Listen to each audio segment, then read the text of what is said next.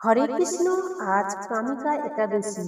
এই কামিকা একাদশীর সুপ্রভাতে তিন গোপাল সোনাকে নিয়ে চলে এসেছি অভিষেক করানোর জন্য। কি দিয়ে অভিষেক করিয়েছি জানো? দুধ, দই, ঘি, মধু, চিনি, গোলাপ জল, অগ্রু। তো এবার দেখতে পাচ্ছ আগে গোপাল সোনা কেমন ছিল, এখন কেমন হয়েছে। একদম চকচকে হয়েছে। এর সাথে দিয়েছিলাম আমি একটু গুপি চন্দন। এবার আসুন আমরা সবাই মিলে কামিকা একাদশীর ব্রত মাহাত্ম্য শ্রবণ করি। একদা ব্রহ্মার নিকট দেবশ্রী নারদ জিজ্ঞাসা করিলেন, হে ভগবান, শ্রাবণ মাসের কৃষ্ণপক্ষ একাদশীর নাম কি? কোন দেবতার আরাধ্য? সেই ব্রতের বিধি বা কি প্রকার এবং কোন পুণ্য লাভের সম্ভাবনা, তাহা সর্বিশেষ জানিতে ইচ্ছে করি। আপনি কৃপাপূর্বক জানাইলে কৃতার্থ হইব। নারদের এই প্রকার বাক্য শ্রবণে ব্রহ্মা অত্যন্ত প্রীত হইয়া বলিলেন, হে বৎস, লোক হিতার্থে তোমার প্রশ্নের যথার্থ উত্তর দিতেছি, শ্রবণ করো। শ্রাবণ মাসের কৃষ্ণপক্ষ একাদশী কামিকা নামে জগতে প্রসিদ্ধ। ইহার মাহাত্ম্য শ্রবণে বাজপেয় যজ্ঞের ফল লাভ হইয়া থাকে। এই দিবস শঙ্খ, চক্র, গদা, পদ্মধারী ভগবান শ্রী বিষ্ণুর পূজা করা আবশ্যক। মহাতীর্থ গঙ্গা, গোদাবরী, কাশী, নৈমি, বারণ ও পুষ্কর প্রভৃতি তীর্থে বাস ও স্নানে যে ফল পাওয়া যায়, ওই দিবস শ্রী বিষ্ণুর অর্চনে সেই সকল ফল লভ্য হয়। কামিকা একাদশী দিবসে সর্বপ্রযত্নে ভগবান শ্রী বিষ্ণুর অর্চন করা সকলেরই কর্তব্য। সাগর ও অরণ্যযুক্ত পৃথিবী দানের ফল, সর্বোচ্চ দুগ্ধবতী ধেনু দানের ফল অনাশয়ে এই ব্রত পালনে লাভ হইয়া থাকে।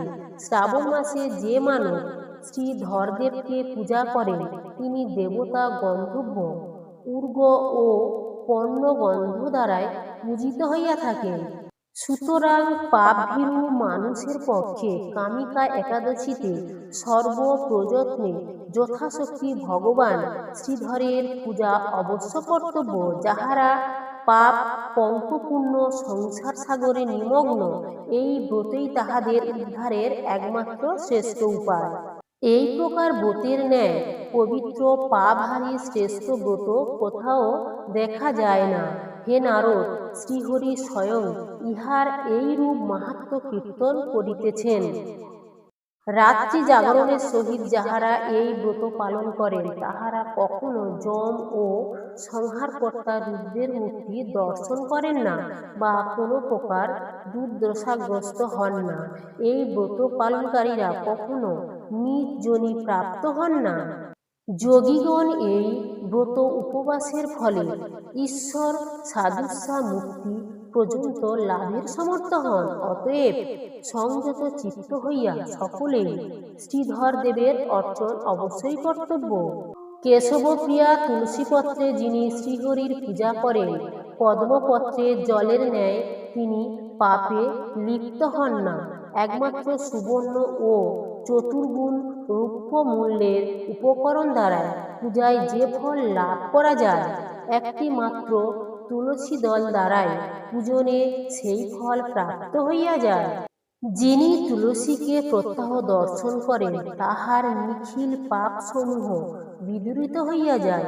যিনি তাহাকে স্পর্শ করেন, তাহার পাপ মলিন দেহ পবিত্রকৃত হয়।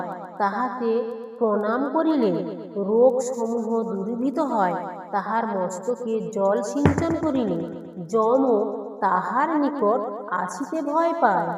শ্রীহরির চরণে তুলসী অর্পণ হইলে ভগবৎ সান্নিধ্য লাভ হয় এবং বিমুক্ত অর্থাৎ ভক্তিফল প্রাপ্ত হয়। অতএব হে কৃষ্ণ ভক্তি প্রদায়িনী, তোমায় প্রণাম করি। এই কামিকা একাদশীর দিনে যে ব্যক্তি হরিবাসরে ভগবানের সম্মুখে দীপদান করেন, চিত্রগুপ্ত তাহার পুণ্যের সংখ্যা গণনা করিতে অসমর্থন হন এবং তাহার স্বর্গস্থ পিতৃপুরুষগণ, দেবতাগণ সহ সমগ্র রূপে তৃপ্ত হন। তিল বা ঘৃত দীপদানের ফলে যে ব্যক্তি শতকোটি দ্বীপে পূজিত হইয়া সর্বলোকে গমনাগমন করিতে পারেন। অতএব যিনি ব্রহ্মহত্যা ও ভ্রূণহত্যা, পাপ বিনাশিনী, বৈষ্ণব স্থান প্রদায়িনী, এবং মহাপুণ্য ফল প্রদায়িনী কামিকা ব্রত পালন করিবে ও তাহার মাহাত্ম্য শ্রদ্ধা সহকারে শ্রবণ করিবে, তিনি সর্বপাপ বিমুক্ত হইয়া বিষ্ণুলোকে গমন করিবেন। আজ 3 গোপাল সোনাকে আমার নিজের মতো করে আমি সাজিয়ে দিয়েছি। কেমন হলো গো গোপাল সোনার এই সাজ সিঙ্গার? রাধে রাধে।